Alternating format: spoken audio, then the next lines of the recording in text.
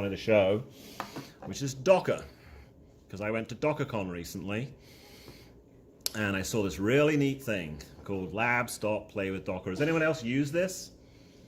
Just getting an idea. Okay, we've got one person. So they got an interactive site here, which hopefully is going to start. Didn't work last time, but I think we're good. So they provided a web interface here, which is pretty nice. And I can start creating instances in the cloud. And the session, as you can see on the timer, will last for about 4 hours. And what I've got here is, I know this is the only live typing I'm going to be doing, so hopefully it won't be too painful. You can go to one of these servers, and you can copy this thing here, and then you can CD into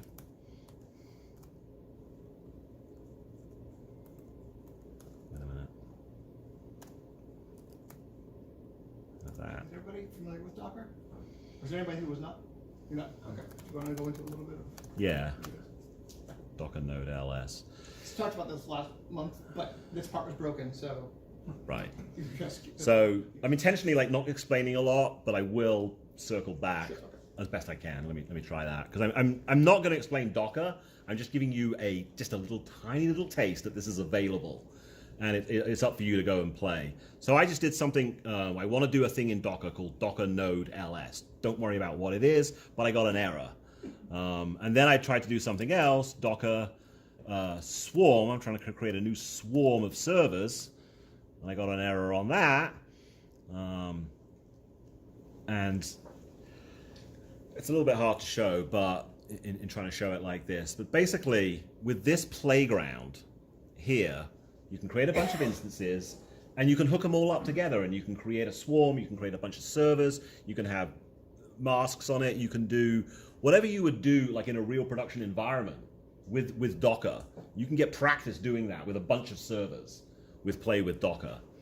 And the reference here that's on the slide, so it'll be available afterwards, is this particular link, dockercon19.brettfisher.com. That will go through with Play with Docker, doing all of the operations to create like a production server farm, just slide by slide, and you can do it right there in the browser. I think that's really cool. I just think that's really cool. All right, back to the purpose of today. Okay, so while we're talking about deploying code, this came up last time. There were quite a few questions about actually deployments itself. Not so much about application development, but about deployments. A lot of folks recently have been getting into Docker. So to go back to it, Docker is a different way of doing virtual machines. It's a much more lightweight way of doing them. It's kind of hard to. The 101 Docker is kind of hard. On the spot, I couldn't explain it either. Yeah, but it is basically like a virtual machine. It works in a different way, and what it will let you do, for instance, is create a runtime environment locally that's going to be the same as what you deploy. So you move away from all of those. Works on my computer, works on his computer, doesn't work on this thing. Your actual deployment is the same as you're going to have in production, which is just an amazing. When you get that and you see it, you're like, oh my God, this is a big thing. This is really a big thing. But there were a lot of questions last time, so I started to look around, and Chef was pretty big about 5 years ago. Ansible has come out in the last few years, and then there's Terraform, and then there's SaltStack, and there's Puppet, and there's CloudFormation, and oh my God, this area seems to be exploding. And they've all got slightly different approaches. Here's their little stickers that you would get. Which one do you think is the coolest? Docker one. Why? Because it's the whale. I kind of like the Terraform because it's kind of like an angry alien thing.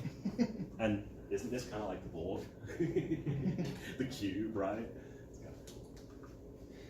So it's infrastructure as code. It's the hot thing. There's different names for what you put together with the different products. As some would expect with Chef, which has got knives and kitchens and all sorts of stuff. You've got recipes. With Ansible, you've got playbooks, like football. Everyone's got their own names and their own little ecosystem that they create. a lot of it is basically about programming. I've called it programming configuration via a DSL. It's a term I just came up with. And it's kind of strange how you have to do some of the things. For instance, when you're using Chef, it doesn't have an if-then-else structure. It just doesn't have it. It's not a programming language. You're programming through an interface. But you can set this count attribute, and if you set it to 0, it doesn't do that block of stuff. So you can actually build a very simple like if-then-else's kind of structure. It's very strange. When I first read it, I didn't get it.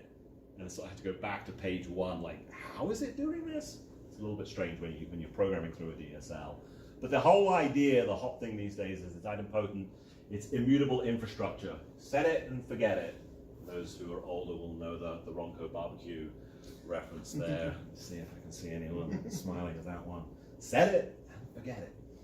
But they have a different way of getting there, these different products, and I think perhaps the simplest way to describe it is the older products. They can all often do the same things. There's a lot of overlap.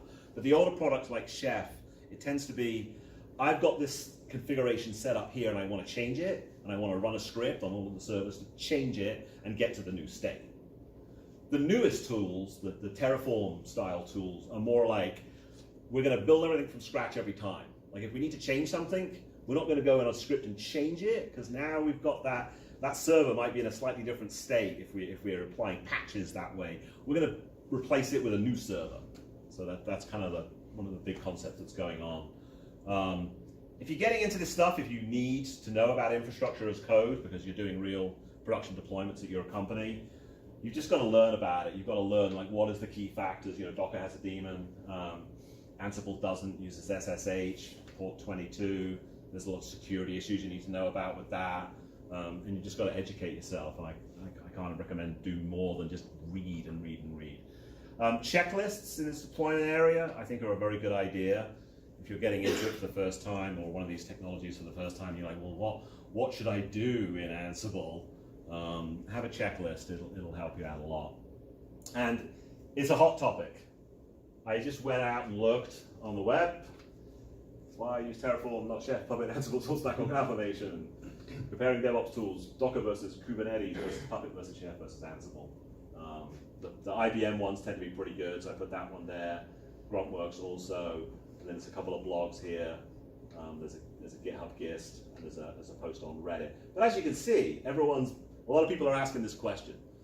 So often when someone posts something, it might not read well for you, but with this many ways of reading it, I think if you read all